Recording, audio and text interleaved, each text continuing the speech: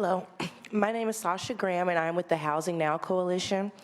In 2014, I was living in a home with my son in Richmond, California, that I had been living in for nearly 10 years without any issue.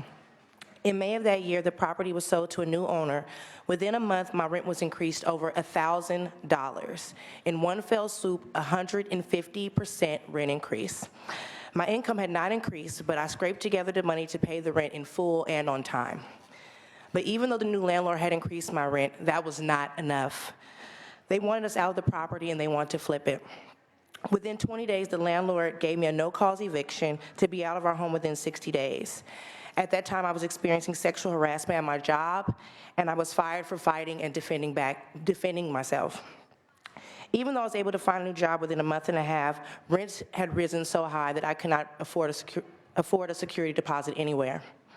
My son and I became homeless for 3 years.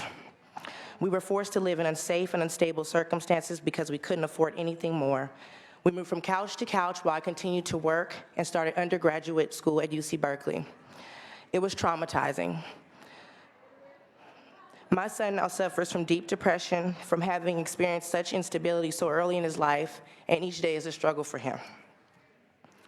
It is not an overstatement when I say that AB 1482 could literally save lives. It can save families from mental anguish and despair. It could provide physical safety. It can allow our children to grow up to be the best versions of themselves without the trauma of losing a home. It is not enough to prevent rent gouging. We must also protect families from being arbitrarily evicted when they have done nothing wrong.